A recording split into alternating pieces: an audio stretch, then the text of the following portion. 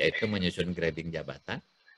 Di dalamnya terutama menyangkut evaluasi jabatan dan sebenarnya menentukan satu jabatan bobotnya berapa atau ada di klasifikasi apa. Kedua, menyusun sistem remunerasi. Di dalam sistem remunerasi ini kita bicara tentang komponen upah. Yang tadi saya cerita itu, ya, komponen upah. Kemudian juga mengenai struktur skala upah. Kalau di ASN apa ya? Sistem golongan ya. Golongannya dari mulai 1A sampai 4B itu rentangnya berapa. Ya. Sebenarnya itu yang dimaksud ya, struktur skala upah. Kemudian menentukan upah pekerja, baik di awal dia masuk, maupun misalnya mungkin kenaikan berkala. Kalau kami di swasta kan, tiap tahun nih, pada 1 Januari itu ada ketentuan upah minimum baru kan. Ya pada saat yang paling bawahnya naik, ya mau nggak mau yang di atas mesti dipikirin juga kan, naiknya berapa gitu. Itu yang disebut upah sundulan istilahnya. Ya, karena kalau nggak yang di atasnya nggak dinaikin, nanti letnan dan jenderal itu, kopral dan jenderal itu gajinya sama, ya kan harus diatur lagi gitu sundulan-sundulannya kayak gimana. Itu yang disebut menentukan upah. Nah kemudian terakhir tadi ya kita bicara insentif dan bonus, aturan mainnya kayak gimana ya. Hitung-hitungannya apakah berdasarkan misalnya kalau kami di penjualan ya berdasarkan unit terjual, berapa potong celana kemeja terjual, atau misalnya berdasarkan jumlah total penjualan dikasih persentase gitu misalnya, atau dari rupiah penjualan 100 juta misalnya itu dapat berapa juta. Jadi ini 4 hal yang kalau saya merujuk dari SKKNI ya, manajemen SDM, standar kompetensi kerja, ini ada 4 bidang pembahasan atau keahlian yang diujikan, yaitu menyusun grading jabatan, menyusun sistem remunerasi, menentukan upah pekerja, dan merumuskan program insentif atau bonus. Nah ini bagian yang pertama yang tadi saya cerita itu job evaluation. Nah kalau secara gambar besarnya kan begini sebenarnya. Jadi semua harus mulai dari sini dulu ya, analisis jabatan. Dari job analisis ini kan kita kemudian dapat yang disebut job description, job specification. Tapi kemudian itu harus dilanjut dengan job evaluation, evaluasi jabatan. Baru setelah itu kita outputnya punya yang namanya bobot jabatan atau job value, atau ada juga yang menyebutnya job grading. Ya. Nah, ujungnya di sini kita menyusun tabel yang namanya tabel struktur dan skala. Ya kalau di ASN adalah tabel golongan.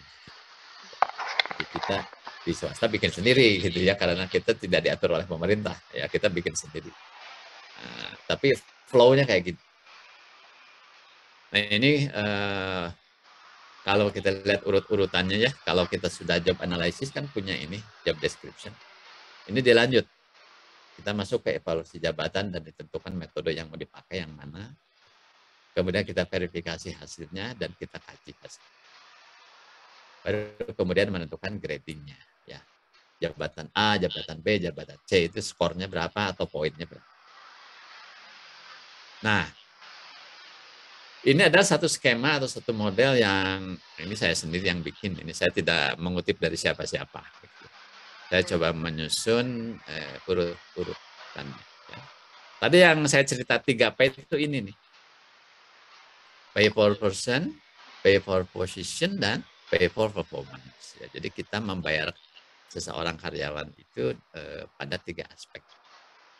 Nah, ini kalau kembali ke belakang, gitu. Jadi kalau idealnya ya, kita harus mulai dari strategi korporasi, ya, corporate strateginya seperti apa. Kemudian masuk ke bisnis proses. Ujung ke ujung ya, di organisasi kita itu bisnis prosesnya seperti apa. Sampai kita menghasilkan satu output dan outcome, kemudian kita memperoleh return ya, dalam bentuk apa.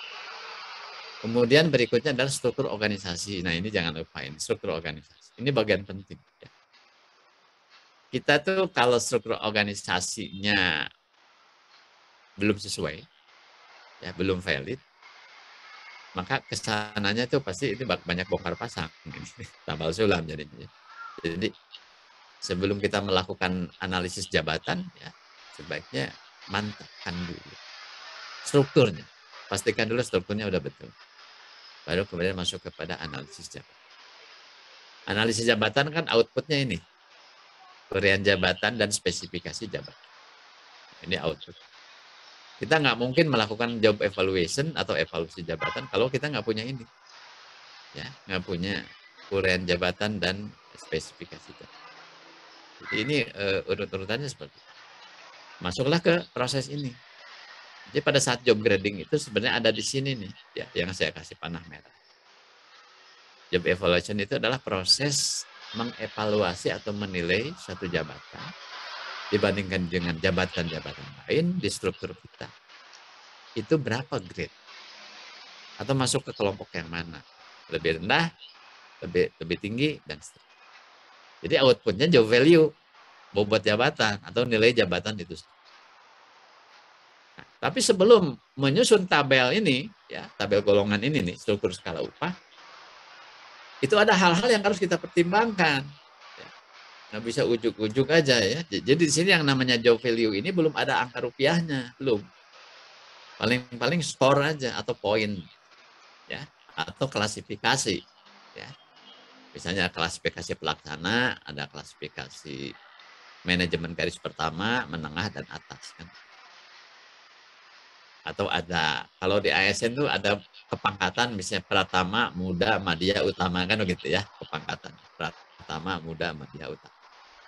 Nah, ini ada beberapa hal yang harus kita pertimbangkan dan ini mempengaruhi nanti ya struktur skala upahnya seperti apa.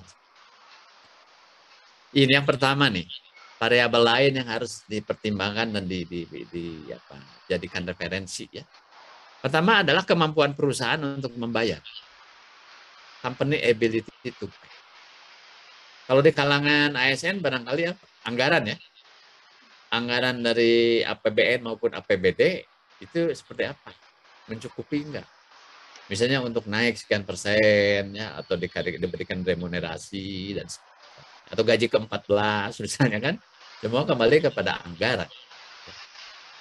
Bagaimana nih kemampuan? Karena kan kemampuan perusahaan itu beda-beda.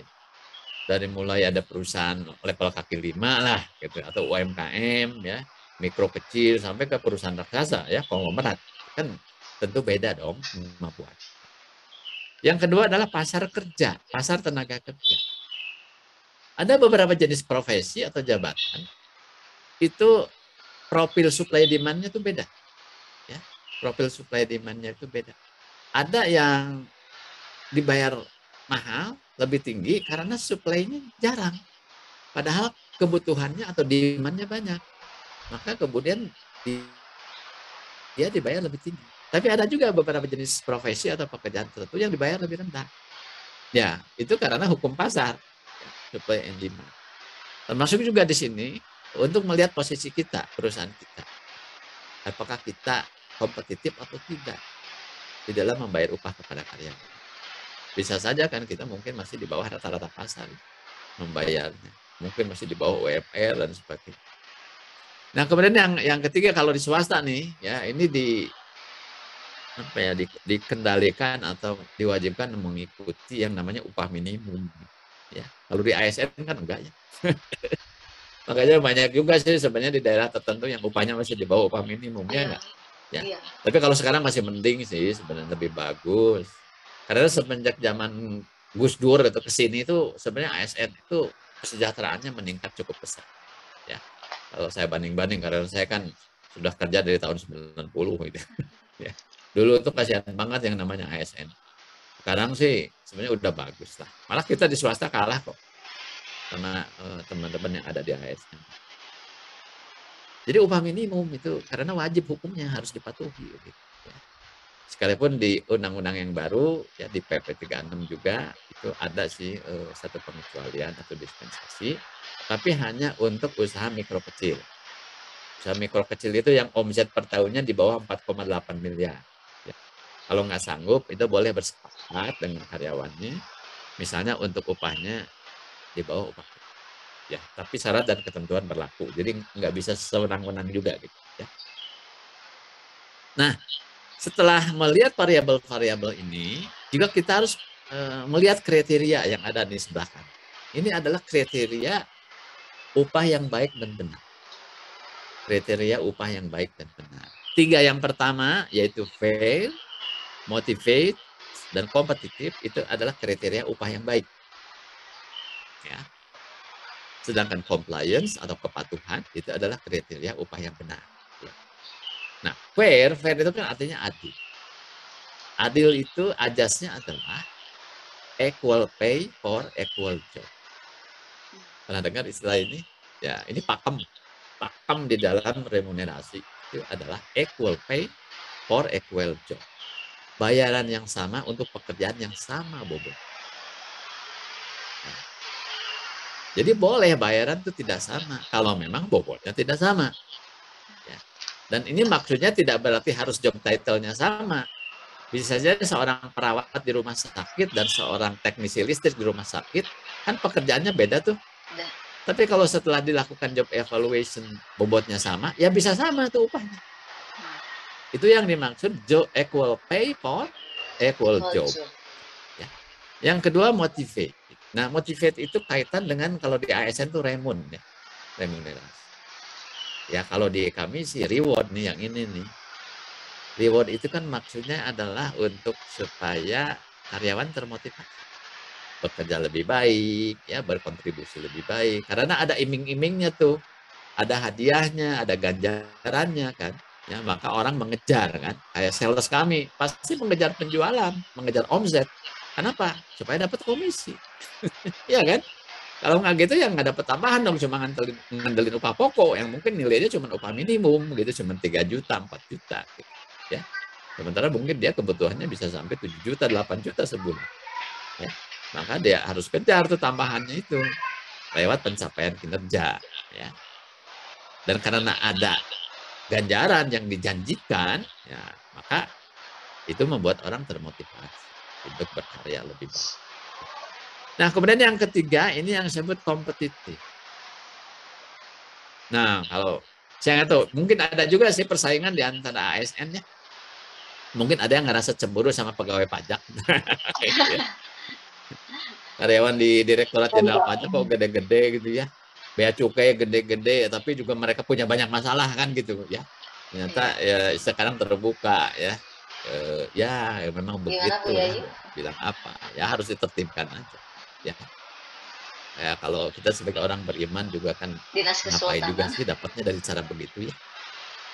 Nanti takutnya nggak barokah gitu. Kita dan keluarga. Nah, kompetitif itu artinya harus berdaya saing. Jangan sampai kita membayar upah karyawan itu kok lebih rendah daripada harga pasar. Maka di sini kan ada referensi tuh pasar tenaga kerja ya atau data dari salary survey, salary guide itu akan menjadi referensi untuk mengetahui posisi perusahaan kita itu membayar karyawannya itu sebenarnya di bawah pasar atau di atas pasar atau sama dengan rata-rata pasar. Ya minimal sih sama ya dengan rata-rata pasar supaya jangan sampai karyawan kita selalu berpikir pengen pindah kerja gitu ya ke pabrik sebelah gitu ya karena di pabrik sebelah dibayar lebih tinggi begitu ya. Nah itu 3 kriteria ya adil, memotivasi dan kompetitif itu adalah kriteria pengupahan atau remunerasi. Terakhir adalah compliance. Compliance itu kepatuhan. Ya. Di dalam Undang-Undang Ketenagakerjaan di Indonesia atau dimanapun itu selalu ada yang hak dan kewajiban yang sifatnya wajib, yang sifatnya normatif. Ya. Kalau dalam hukum Islam itu sifatnya fardu ain, gitu, ya. Fardu ain itu nggak bisa ditawar-tawar gitu ya. Pokoknya itu bottom line yang harus diberikan.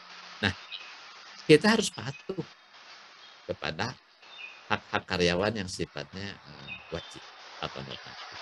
Dan contoh apa aja sih contohnya kalau di swasta? Hak dari karyawan yang sifatnya wajib. Yang pertama adalah upah minimum. Setiap kota kabupaten kan ada upah minimum. Itu yang minimal itulah yang. Si Ibu udah nggak ada ya? Si Ibu udah yang kedua adalah upah lembur. Si Ibu udah nggak ada. Lembur. Sekalipun itu tidak berlaku untuk jajaran manajerial ya, atau orang yang upahnya udah sangat tinggi. Ya. Ada syarat dan ketentuan. Lembur artinya kalau melebihi kerja 8 jam sehari, 40 jam seminggu ya. dan dia harus tetap kerja, ya itu harus ada dong tambahannya dalam bentuk upah. Yang ketiga apa? BPJS. Ya. BPJS Ketenagakerjaan maupun BPJS Kesehatan itu hukumnya wajib. Ya. Kayaknya negeri juga sama ya, wajib kan? Iya. Terutama BPJS Kesehatan kan, terutama Iya. BPJS Kesehatan. Nah, kemudian yang keempat apalagi? Itu misalnya istirahat kerja dan cuti-cuti. Ya, di swasta itu ada namanya cuti tahunan ya 12 hari setahun. Untuk yang sudah kerja setahun dapat jatah 12. Ya. Nah, kemudian apalagi untuk khusus pekerja wanita nih dapat yang namanya cuti hamil dan melahirkan. Ya, 1,5 bulan sebelum melahirkan sampai dengan 1,5 bulan sesudah melahirkan. Total 3 bulan.